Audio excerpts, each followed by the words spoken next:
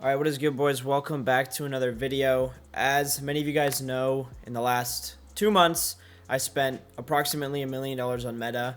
And so in this video, I want to go over the 5 things that I took away from it that I learned from spending $1 million on Meta. So obviously the very first thing is, I got to prove it because a lot of you guys are weird.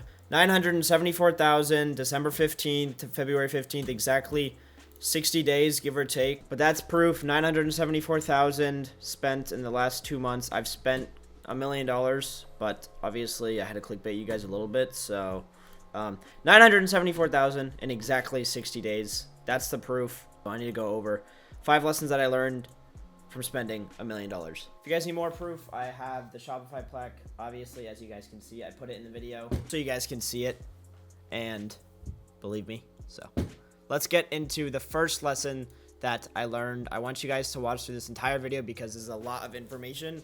I'm not holding anything behind, okay? This is the 5 biggest things that I took away from spending $1 million on Meta.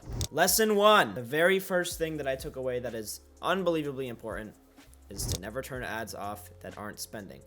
The biggest mistake is that everyone microanalyzes ads that aren't spending, and the instinct is to turn it off. The rule is your ads need time to find place in the funnel. Your ad account may not have enough data yet, and you'll never know if you keep turning them off. Basically what we did at the start, we would have ads that wouldn't get spent. We wouldn't understand why they wouldn't get spent. We would think, okay, let's just turn them off. There's no point in having them running. That's not true, okay? We launched an ad in November. It didn't get any spend for 30 days. We almost killed it. And in the last month, it actually became our top spender. So lesson is to never turn your ads off. It is very important because what happens a lot of the times is the ads will find their place in the funnel. For example, we had an ad that spent about 140K and gets shown to our customers as the initial cold traffic ad. And then that ad came in as almost a retargeting ad a month later after gathering a bunch of data and absolutely took off. It spent, thousands and thousands of dollars, tens of thousands of dollars. And if we had turned that off, that would have never happened. So please do not turn ads off that aren't spending. It's very important, and you will hurt your ad account if you turn them off. Hey, just be patient, make high leverage moves with intent, and give your ads the best chance to win. Then let Meta do its job. Okay, you guys microanalyze like crazy. I have so many people will launch ads the next day. They're like, why isn't this ad spending? Why isn't it winning? Give it time, bro. Okay. A lot of the times your ads will not spend. That's data you can work with. Okay. Your customers aren't resonating, or your ad account just doesn't have enough data for the ad to just perform. It's that simple. A lot of people get so confused if the ad doesn't spend. Okay. Look at it. See what's not resonating. Clearly there's a reason it's not spending. Don't blame Meta. That's just cope. You just need to get better at marketing, or it needs more time. I have ads that, when I first launched them, they don't get spent for 3 to 5 days. Obviously now my spend is at about 6 to 10,000 a day, my daily budget. So my ads get spent basically right after I launch them, but they'll get $0 to $20 to spend the first day. But out of $10,000, it's nothing. So if you guys are at $50, $100 budget, chances are the first full week, they're not going to get spent. So let Meta do its job, be patient, and don't turn ads off that aren't spending. That is lesson 1. Very important. This is one of the biggest things I took away because we would not have had that ad be our top spender. And so I want you guys to understand that do not turn your ads off. They aren't spending. If they are spending and they spend, give or take, 2 times your AOV, depending on what your AOV is, and it's very unprofitable, then you can turn it off, but don't microanalyze. Moving into lesson 2. This, in my opinion, is the most important lesson. This and lesson 4. So lesson 4, actually, I'd say is the most important lesson. So just wait till I go over that. But you need to listen to this one to understand lesson 4. So lesson 2, this is what we didn't do at the start in a sense, but this is what I took away from it. And I'm trying to word it in a way that you guys can come at this from the start of your test and, have the right mindset. Shout out Spencer Paulo also. I'm not taking credit. This is where I learned a lot of this stuff from. So lesson 2 is to focus on one core avatar and go deep. A lot of you guys are going to ask me, what is an avatar? You're going to say all this bullshit. Demographics, my avatar's a 40-year-old mom, 40-year-old woman who works here. Okay, those are demographics. That's not an avatar. An avatar is a group of people unified by similar things. Not one person, but a crowd connected by shared desires, emotions, experiences, behaviors, and demographics. Now, remember, this is not my explanation of this. This is directly from Breakthrough Advertising by Eugene Schwartz, and I learned this through Spencer Paulo, so I'm not going to take credit. Shout out Evolve. But the rule basically is to test desires until you find the core desire your product actually fulfills. Then research, tap into every type of person who wants to fulfill that desire, stick to it, and don't abandon it before the data tells you to. When you're testing and you're going into ripped ads, do your research, okay? Find the different desires. What does the customer actually want at the core out of your product? Ask yourself, does the product fulfill this? Yes or no? If it does, test those different desires. And once you find a desire that is actually driving sales, go really deep and understand, all the different avatars that want that specific desire, because there could be, a fat woman that wants to lose weight from sitting on her couch, right? They want to lose weight from the comfort of their own home. Or it could be, a skinnier mom who's just super busy who wants to lose weight from the comfort of their own home. But if you target those two the same way, I guarantee you're not going to get them to convert than if you take two separate ads and target them specifically. If you have one ad targeting the fat woman specifically, and using their experiences, their emotions, and their actual desire, and you target them, they are going to convert with that ad if you execute it right.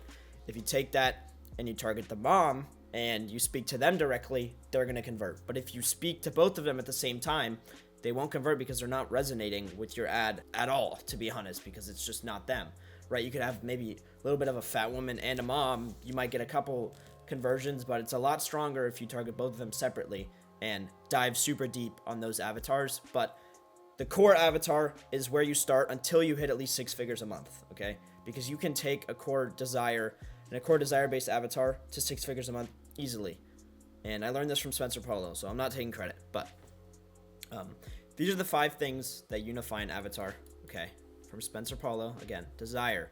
The I want/I need. When millions privately want the same thing, that is a mass desire. That is the core thing that drives conversions, basically. The entire thing in marketing, we're marketing desires, but remember, we don't create the desires, we just channel them in our marketing, and we have to go out there and find what people desire, okay?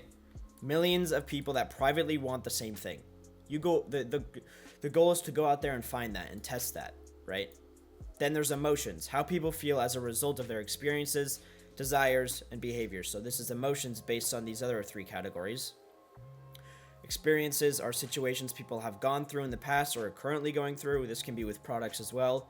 And then behaviors are regular action patterns developed in response to experiences, emotions, or desires. And then demographics, which is, the least strong thing to target, is the actual static factual characteristics that define somebody. So like age, where they work, things like that. What I want to kind of explain is that when you target someone's their desire and experiences and behaviors, you're going to align with that person a lot more than just calling out what age they are. Okay? That's just how it is. Like if somebody desires something and has emotions towards that and has experiences surrounding that, and you're really pinpointing that within your research, and you execute an ad the right way, you're going to have a way higher converting ad than if you just call out their demographics and what job they do. Okay? So what you guys want to do for lesson 2, take away from this, is focus on one core avatar and go really deep, at least until you hit 6 figures. Because when you guys go and spread out and start testing a bunch of different things, which I'll get into in the next lessons, it gets very confusing. Just dive in really deep on one core desire-based avatar and test different sub-avatars with that. So the takeaway here is that the more you know your avatar, the less you have to guess, and you focus on one avatar until you hit at least 6 figures a month. Then the data will tell you where to go next. So you're obviously going to see some other things start to perform that you can dive deeper into and start testing some new desires or just some new desire-based core avatars. Until you hit 6 figures, stick to one desire. Also, boys, I haven't talked about this really on my YouTube, but if you guys do want to learn more about that and go a lot deeper and get help from me, the paid community is out in my Discord. So if you guys want to join that, feel free. It is an absolutely amazing community. We're trying to just put all of the information that we have into there. We're in there 24/7 helping you guys. Weekly calls where I'm answering questions literally 24/7. You guys can go into my Discord and see the actual testimonials from the paid group, but it's amazing. We're grinding out so much information in there. We also just added a section for brand reviews. So if you're in the paid group, you can open a ticket. Me and Kane will personally review your brand and kind of give you some insight on where you should go next. So I think it's super solid. You guys, like I said, can check the testimonials in the paid group, but that will be in the link in the description. So you guys can join from there. And hopefully I see some of you guys in. It's an amazing group, and I can't wait to see where it goes. We're really trying to make this like the most valuable and the strongest group in the entire like ecom community. Let's move into lesson 3. This was very important as well. Every lesson in here, okay, I want you guys to be taking notes on this because this is so important. We did this and we scaled to 2 mil. Like, you guys know this. So please, please, please listen to what I'm telling you. This is just from the kindness of my heart. I want you guys to not make these mistakes, and you'll be able to really scale if you take in what I'm doing and actually execute. Use what I'm doing instead of just like listening to it. Take action. Just listening is not going to help you get anywhere. Lesson 3, do more of what's working. I know that sounds simple, but a lot of you guys will have something that kind of performs and you'll try to still test some other things. Just dive super deep into what's already performing, okay? Do so many learnings on that ad, come up with so many different ideas, leverage AI, test with high intent on what's already sort of working, and you will see success, I promise you. We took one main ad that was working and we scaled to $2.1 million in revenue in 2 months. I have the proof to back it now, so I don't want you guys to go in the comments and be, this doesn't make sense, why would we just like stick to one thing? There's no point in branching out if something is working. Stick to something that's working until you see your ceiling get hit, your margins get slimmer. If you keep scaling and your margins are getting slimmer, chances are that your ad and that like avatar, you're hitting a majority of the people that are going to buy from that, and at least with those creatives, I guarantee you the total addressable market for the product you're selling and the desire is a lot higher than you think. So do more of what's working. I promise you, doing 2K a day, you're not going to find all the people that are going to buy your product. I promise you. So the biggest mistake here is that people see something start to work and still keep testing other things. Go all in. Split focus is how you leave money on the table, and that is it. Again, a huge thing that we did. So in October, we spent October and November testing everything. We couldn't find what worked. Then we finally noticed a pattern in one thing, and we dialed it in. So clear, like one main desire was starting to perform. We noticed that pattern and we saw the potential in it. We dialed it in. We made the decision to push this avatar and core desire until margins got slimmer. If we branched out if we branched out instead of going all in, we would have never gotten there. That's literally, we scaled to 117K a day out of 4 ROAS by going all in on one core desire and one avatar. We still have not hit that ceiling. Like, our margins are still super good. We're at like 30-40% margins. 117K a day out of 4 ROAS. That is insane. And if we branched out, we would have not hit that at all. So the rule here is don't explore new avatars or angles until you've maxed out your current one. Now, max out, obviously that's very relative, but focus solely on what's already working and branch out once you start to know, margins get a little bit slimmer and you want to test some new things. But when you're at a low scale, just dial in on one thing that's working. You need to take huge swings, okay? You need something to hit now. You can't wait another 3 days of unprofitability at low scale because it's just going to cook your entire brand. You need something to work now. Dive super deep, super high leverage ads, and just really high intent creatives that are gonna perform. You need to feel like they're gonna perform. Otherwise, you should not test them at low scale. You need to just grind when you're on the come up with the brand. Seriously, this takes a lot more work than you think, but I'm telling you, it is worth it and it works, and I'm proving it to you, okay? Once you have something that works, right, you can push it with new formats, different entry points, new hooks, take the core desire and test around it. Let the data and margins tell you when to move on, not your instinct. And my mentor helped me with this a lot before because me and my business partner wanted to move into something new, but he kept telling us, like, why would you branch out if something's working? And we'd ask ourselves and be like, why would we? Right? It's stupid. There's no point. Let's max out our potential with what's working, and then we move into something else. So, but branching out too early is how you kill momentum. Stick to it until the data forces you to move. This is extremely important, but lesson 4 is the most important thing. So I want you guys, if you haven't yet, grab a pen and paper and write this down. Going into lesson 4, it is the most important thing that I need all of you guys to do. Track everything. When I mean track everything, I mean literally track everything. The biggest mistake is that most people launch ads with no hypothesis and no record of what they tested. When something works, they can't recreate it. Something fails, they don't know why. No tracking means you're not learning and you're just burning money and starting over. You might get lucky, but then guess what? This is why people come to me and say, hey, I scaled a brand to 10K a day. Now what? Like, I don't know how to get any farther ahead because like my ads are dying out. My rips are dying out. I don't know why they're working. This is why. You're not tracking anything. You have no intent with what you're testing and you have no idea why things are working. You're not putting the work in that you need to get to the level that you want to get to. You don't deserve it. You need to dial in, track everything, okay? Please, track everything, all right? So this is what you want to write down before every launch, okay? The concept, the core big idea behind the ad, the avatar, who exactly is being targeted, and the avatar, again, remember, is not demographics. Demographics is a part of it, but it starts with the desire and then goes into the experiences, behaviors, emotions, and then demographics. So it's what people relate to, okay? A group of people that resonate with the same thing. Write down the core desire. What desire are you speaking to? The angle, the specific way you're selling the product, write it down, okay? Make sure. And then why you're testing that, okay? What do you expect to learn from this batch? What are you testing it for? What did you see in your research that makes you think this ad is going to perform? You have to have a reason. If you don't have a reason, then you're guessing.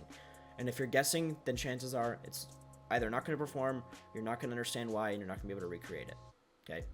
This is why people can recreate winning campaigns. This is the data that separates those who scale from those who don't. The goal is basically to solve a huge puzzle, and tracking is how you get the pieces, okay? Write it down, apply it. Basically, nobody does that, and that's exactly why they can't grow. All right, and then after 5 to 7 days, you come back to that doc that you wrote everything down, you check the data against your hypothesis, and you ask yourself, did this angle work? Did the avatar respond? Did this desire convert? Every data point gets you closer to understand what's winning and scaling to those numbers. It's really not that hard. It's really not that hard. It is simple. It takes a lot of work, but it's simple, and you just need to do more of what's working and tracking exactly what you're doing, and you will be able to scale, because that is exactly what we did, and it is the biggest takeaway in this entire YouTube video. I want you guys to take this, and this, if you don't apply anything else I'm telling you right now, please track everything. This is the most important thing you will do, okay?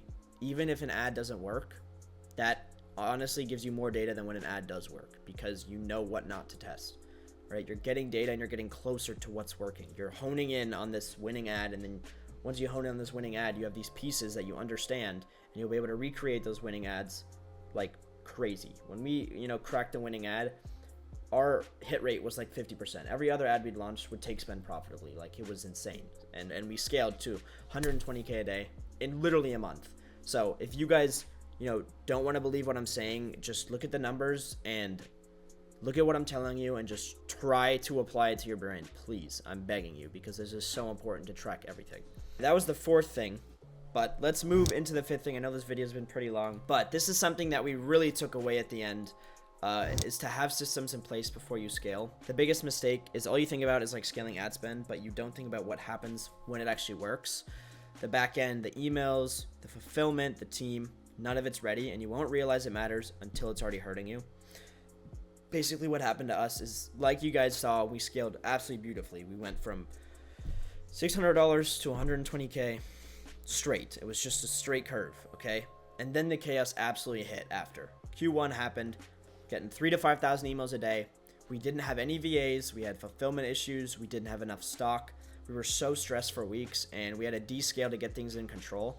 But it was a huge learning curve, because we understand now that to stay in a real scale, you need to lock the foundation in first, and it's very important. That's what we're spending our time doing now, building out systems. So it's very important that you have this stuff in place. Specifically, what you need in place before you want to scale is obviously the back end. So like supply chain, stock, fulfillment needs to be ready to handle volume. So you can even talk to your suppliers and tell them, like, we're gonna start to scale up. Like, you guys will start to see some more, like a lot more orders come in. Tell them that, okay? Customer service, as you scale, start placing VAs in before the volume overwhelms you, not after. Very important, because we were getting 3,000 emails a day trying to just answer some ourselves, and then at one point, like, we were just absolutely fried. getting so many emails is ridiculous. So the last thing is the schedule. So a strict non-negotiable rhythm for testing, reviewing, and operating day to day, because you need to be on a schedule. All right, launching ads every 2 to 3 days, and then after 5 to 7 days reviewing those ads. It's very important. For lesson 5, the takeaway here is that scaling is relatively easy once everything is, quote unquote in place, or it seems easy, just bumping budgets. But there's a lot more things that start picking up that you don't know yet, but you will once you get to that level. So sustaining the scale is the hard part. So build the foundation before you push spend, not while you're on fire trying to fix it. That is, a direct thing that happened to us. So I'm telling you, like, we learned the hard way, but you don't have to. You can take what I'm telling you and, build this out as you're scaling. So the cost of not having systems isn't just stress. It's having to pull everything back that you built. That's basically what happened to us. Like I told you guys, dialed back spend, and we basically had to descale a shit ton for Q1 to figure everything out, which, it happens, and I'm very grateful we did, because we learned a lot. I understand it's all a learning curve, but it's very important that you guys have systems in place before you scale. All right, coming in to the end of this video here, guys, I want you guys to understand that I'm also, young. I'm 19, still figuring this out. If a lot of this was confusing to you, save this video, okay? Watch it tomorrow. It's very important, these 5 things that I'm telling you, that you guys actually apply to your brand. I promise you, the chances of you succeeding is so high when you actually take information in and take action. That's the most important thing. You could sit down and listen to as many videos as you want. If you don't take action, you're not going to get anywhere. And I spent, $1 million, and half of these lessons I had to learn the hard way, but I'm sitting here to tell you that you need to learn from my mistakes, okay? And I'm not saying I have everything figured out. I don't. I promise you. There are so many things we're still stressing out about, still figuring out, but I'm, taking a step back and trying to enjoy, the journey, because I promise you, you guys will get to a point where you're burnt out and you're like, what do I do now? Okay, just enjoy the journey, learn. That is the most fun part, learning, applying. These 5 things, like, really changed our entire brand. I'll go over really quickly again. Don't turn ads off that aren't spending. Focus on one core avatar and go deep. Do more of what's working. Track everything and have systems in place before you scale. If you guys want direct help with me, the paid Discord is open, so you guys can check that out in the description. There's also the free section, and I'm trying to be in both, but we're really dialed in with the paid group, and I'm super excited. We go over all this as well. So we have, like, systems. We can help you guys get VAs. We have docs for you guys to track stuff. We also show you guys how to do learnings and how to track, doing more of what's working, so helping you just, audit your ad account and stuff and go over what's working. Obviously, one core avatar and going deep, like a lot of research. I have that. It's all in there. And then don't turn ads off that aren't spending. That's pretty self-explanatory. But hope you guys can learn from at least one of these things that, I went over in this video. And again, I appreciate you guys for watching. I'm going to end it off here. I love you guys, and I really appreciate all of you guys that have been watching, the journey. It's only starting. There's so many things that I really am excited for, and even in the last vlog you guys saw, I was like, going through some things. I'm just trying to be very positive, come at everything with a positive mindset, and, get through this year and really just, upgrade my entire life and become a way better version of myself. So again, if you guys have questions, anything, comment down below. You guys know I respond. I love all you guys. Make sure to subscribe, like this video. Let me know if you guys enjoyed it and if this was helpful, and peep the Discord down below. I love you guys, and I will see you guys in the next video.